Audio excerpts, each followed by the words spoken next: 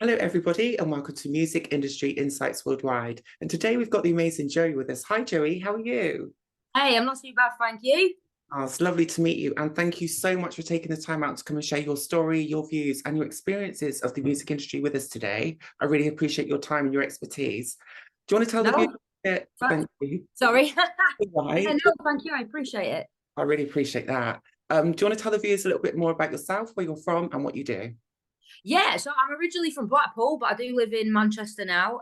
So I think that's kind of like the blend of accent. I always get, "Where are you actually from?" And I'm like, I don't know. I just say Northern, really. I started doing the music sort of properly about a year ago, but I've always written. Yeah, Manchester's really great for the music scene. So I am enjoying it here. It's I pretty love good. I love the Northerners. They're so much more friendly than the people down south. I shouldn't really say that, but you It's seem true. easier.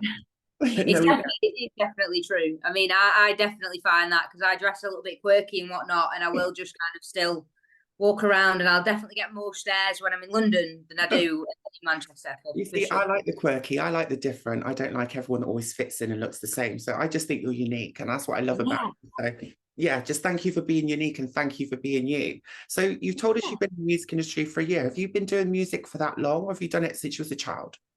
So I was always really interested in it when I was sort of younger, but I was a really like nervous kid.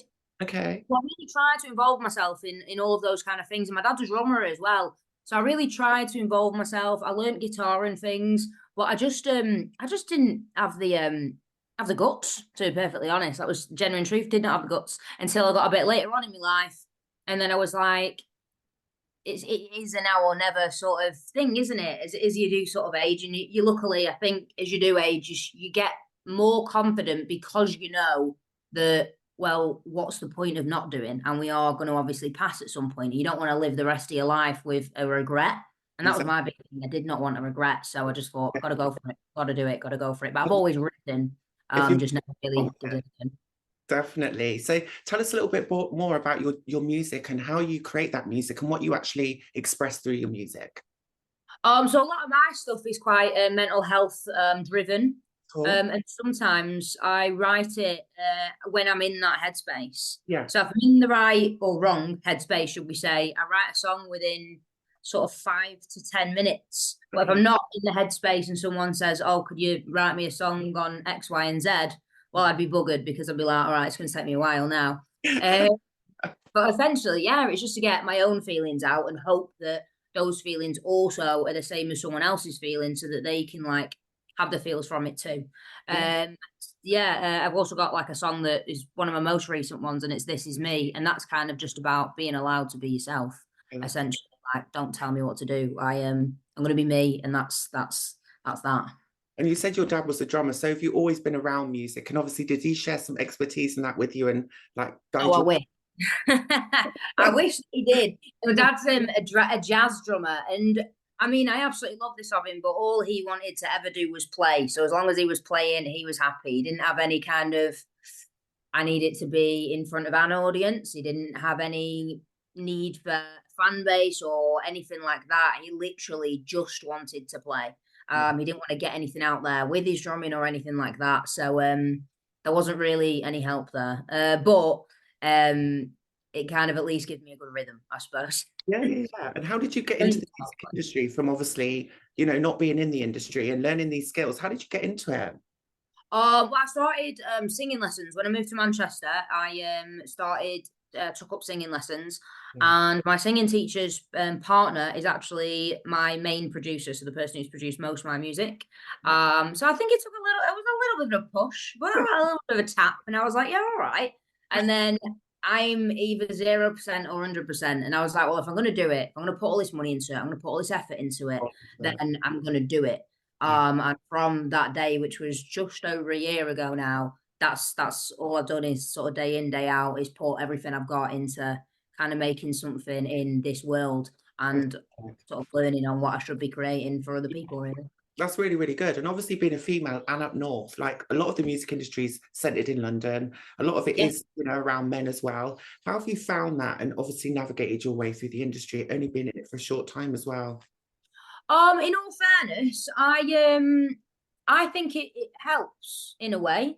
Yeah. Only because that's already so saturated with that. We're saturated with male artists, and we're saturated with, because obviously I do a bit of rapping and stuff too, and that is owned by men. Like there really isn't. I mean, I know you've got obviously Nicki Minaj, Cardi B, etc., but it's still very. If you're looking at percentage, you're talking 95% of that is certainly male.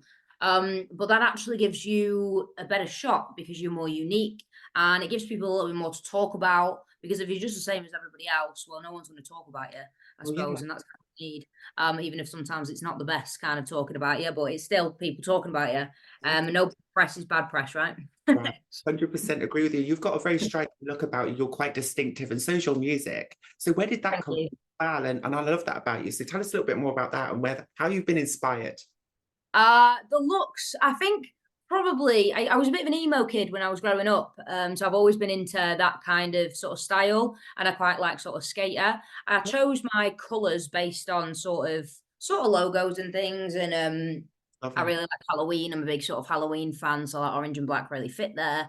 And I kind of just merged it all together. I got my first tattoo at like 15, and then they kind of grew from that. And I've always been a kind of tattoo kind of person. Yeah, and then I just kind of thought, as an artist, it's kind of be you, but you times a little bit.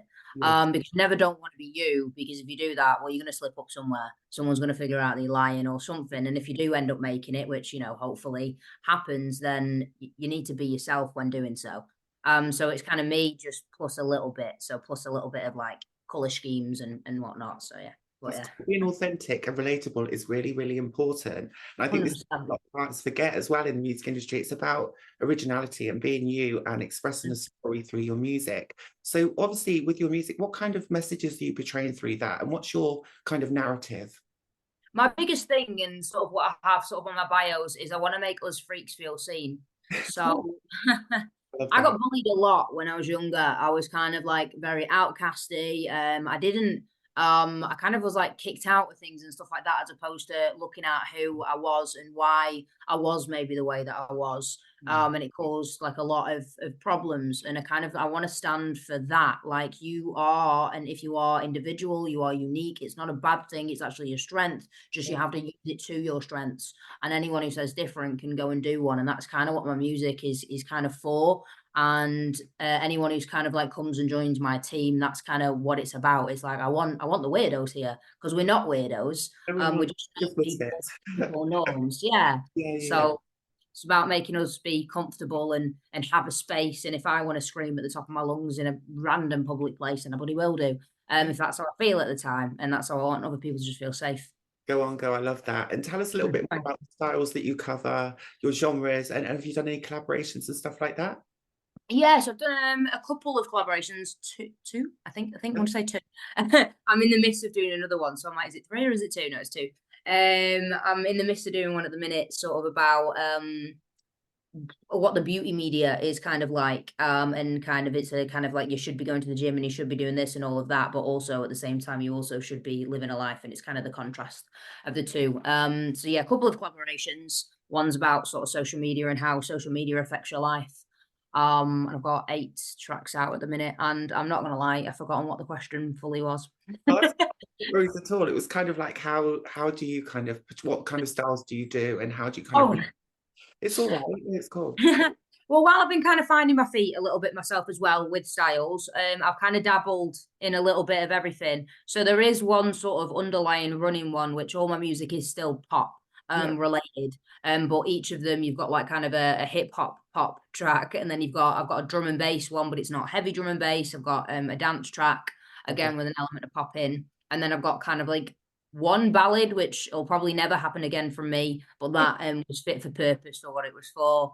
And it was finding my feet really. And then the music I'm going to be bringing out, I've got one coming out in a month, and a couple of months on from that, is kind of hitting the pop punk, which I'm going to pretty much stick with. That's kind of like my whole vibe. At first, my producer said that he wasn't sure he was going to be able to do it for me without an actual band. Yeah. Uh, but he's managed to kind of, make things sound about right. So we're sticking with that. I think I've found my feet and what I'm best at there. That's And good. yeah, so Yeah, I doing get that. that. You're trying to narrow, go with different sounds, seeing what works and seeing what doesn't work. Yeah, I think is sensible. yeah. And you've done quite a lot already in a year. You've got 8 tracks, which is quite impressive actually. Yeah. very consistent with this, which is You good. what, sorry? You've been very consistent with your releasing as well. Yeah. Good as well. How have you found that? Hard, Yeah, hard. yeah. More hard because it's very spenny. I think people think that we make a lot of money, and that's not the case. Not at first. You Not. really do. You've got to pay for it, really. Mhm. So fun, and it's, I would absolutely love, and I hope that I can keep up with that kind of consistency of that. But I might kind of bring down the speed of the tracks coming out now and focus more on trying to get some live events out there and things, as opposed to keep whacking tracks out. I'm going to slow those down a little bit. But yeah, I think difficult, but mostly for financial reasons, difficult as opposed to anything else, because it is a lot of fun to do. And I don't mind the pressure. The pressure's all right. I'm kind of one of those people who work well under pressure, so that side of it's okay. Good girl. That's what I like to hear. And do you know what else I really like as well? You've been consistent. You're trying different things. You're being open. You're being honest. You're being yourself, which is really, really important. But tell me a little bit more about, obviously being in the music industry. It's very high. It's very fast paced. It's stressful. How do you deal with that? And obviously your work-life balance and the beauty aspects of it, the objectification, sexualization. Tell us a little bit about that. It is. And you know what? Really, really good question. I think it's really important for people to know as well. I've been kind of pushed towards, I don't know how to say it without sounding like I'm a big head, because I'm not a big head in any way, shape, or form, but like, because I've got like quite a good body, and I can, if I wear like loads of makeup, I can look like one of these typical sort of glamorous people. And I have been kind of pushed to try and do that to do better. And I've like, one of the things I said, and I said from the start, is the one thing I don't want to do is sexualize myself. Yeah. I don't feel comfortable doing that, and I don't want to do that to be able to grow as an artist. So I'm good with just kind of, even if it means it's taking a bit longer, but I'm sticking to what I feel authentic in, because I don't walk around with me boobs out or whatever. I do walk around in baggy t-shirts, baggy jeans, and that is me, and that's how I'm comfortable. And I don't want anyone to feel like they've got to change themselves to then be comfortable. Yes. That side of it's very, very, really difficult. There's a lot of admin, and I think that's really, really hard. But I chose to work extra hours so I could pay for someone to do my admin bits. Oh, bless you. Social That, media, because that yeah, takes a lot, doesn't it? yeah. I mean, luckily the social media, at least you can be creative with. So when Yeah. you get to be creative, it's the same as making the music, I suppose. You get to at least have a little bit of fun with it. And other people can help you out. My biggest sort of like thing to probably say, if anyone's listening and thinking, how do I do that, is actually asking your audience. I ask my audience all the time. I'm like, what actually do you want from me? What do you want to see? And let them come up with things for you. Yeah, so it has been difficult. It has been a lot of pressure. Social media side of things, the trolling is very, very, very difficult. If you're going to be the tiniest bit different from anybody else, and you're going to even seem or come across confident, you're going to get trolled. But it's on them. It isn't on you. That's got to be probably one of the hardest things. And social media breaks, even when you're trying your absolute hardest to constantly push, social media breaks are so necessary, because no matter how much you've received or whatever, it's always going to get you down a little bit. So you've got to kind of pull back a little bit sometimes. But yeah, just keep powering through, and always ask people for help when you need it as well. I've anyone I know that's done anything to do with music, the first thing I am is like, "You got any advice for me?" Always ask for advice, and don't think you know it all is for sure. And be For nice sure, to people as well, because you never know who anyone's going to be, right? exactly, 100%. Always be nice. Always be nice, and not just for your own like advantage or whatever, but we just should anyway. I think Yeah, always genuinely. get caught out if not, It's a for long sure. way. It does get you a long way, just being nice to people and just being kind of 100%. it's definitely. Do you do a lot of networking as well around music? Try to massively. So luckily Manchester is quite a good place for like networking events. So Yes. it's like more to do with like creative events. So Yes. it's, but you'll meet photographers there, you'll meet videographers there and stuff like that. So they're all still, even if they're not direct music, they're still very good to kind of go to. So I try and go to anything that I can. And the most recent stuff I'll be doing is I'm going to be trying to hit up every single open mic night that is in Manchester. I'm going to be trying to do those for the next sort of couple of months, because I have got a show on in January, so I'll be doing that, which again is just for networking more than anything, because obviously you don't get paid for that kind of thing, of course you don't, but you meet people and like-minded people and other people that are getting on stage and things like that too. So There's something coming up soon in Manchester by Create Vision, and it's sponsored by Warner. So once we finish this show, and all the major labels will be there, I'll Yeah. send you a link for that so you can go along. I'm Oh, not in Manchester personally, but I'll send you that because I know you're at that end. oh, amazing. Oh, yeah. Thank you. No, I appreciate that. Thank you. The time and I think this is the hard part as well. Being an artist is sometimes you've got to get out there, you've got to collaborate, you've got to network, you've got to meet the fans, you've got to be yourself, you've got to make music, you've got to do the socials. It can be very demanding. So how's that affected you and your mental health, and obviously the trolling as well? Yeah, the trolling has effect. I'm very honest though, so I think the best way to handle it is by being honest. I tell people if I'm taking a little break, I actually tell them why. I'm like, look, guys, I've received so much hate recently. I'm taking a break. So to handle it, I do give myself breaks sometimes. I think one of the hardest things is I actually do social media for my job as well.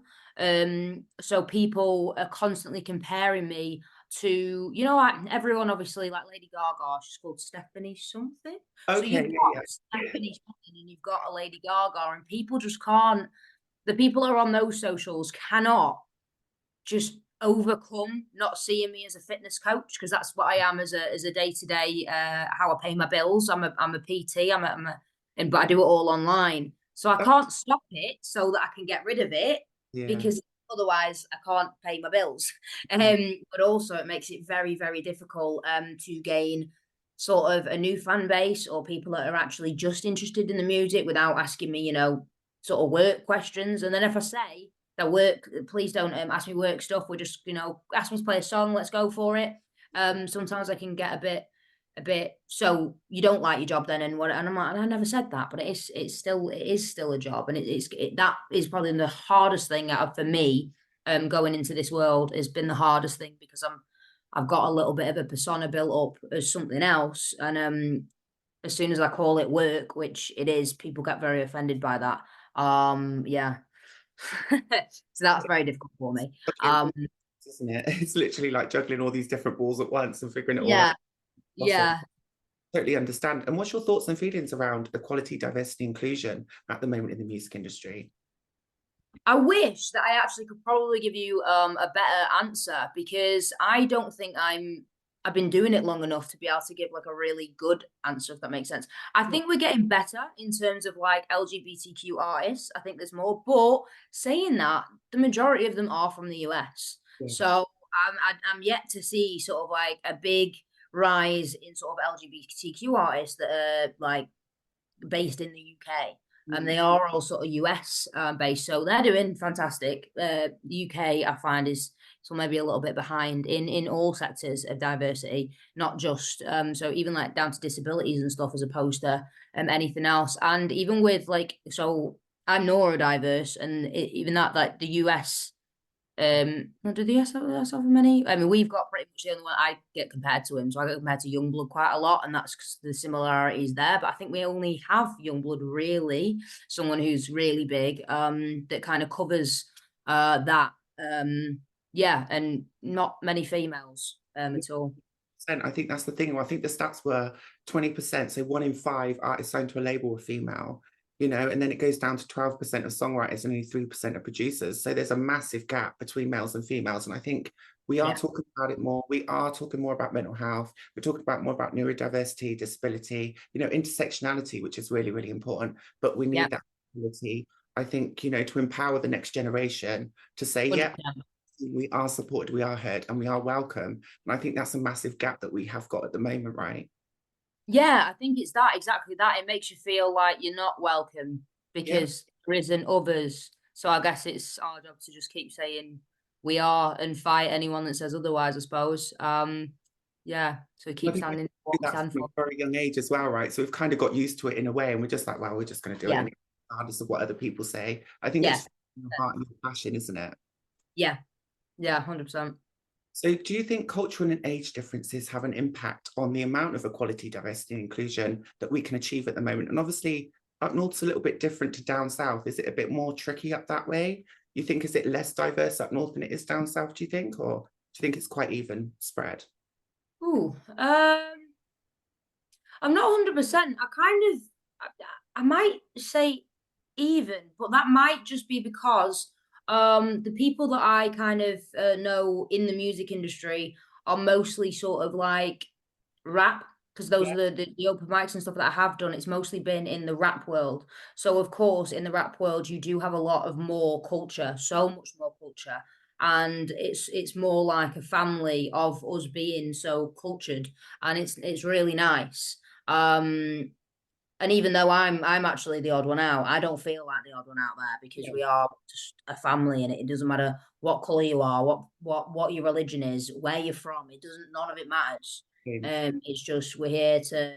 Because rap usually has quite a lot of meaning in the songs. Not wrong. Sometimes it is just about pulling a woman or whatever, but a lot of the time it's actually about some more deeper stuff, and it's yeah, it's nice. So I guess I've got to feel a lot of that love. So I've not seen too much of a divide. I guess because I've been in with quite a good crowd.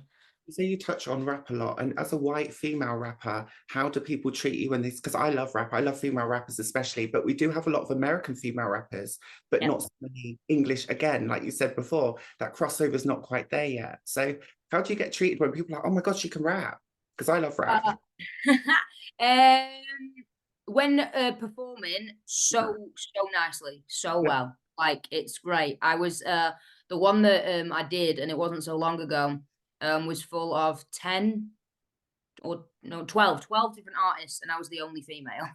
Okay. um, but it really didn't matter. No one treated me like I was the Yeah. only female.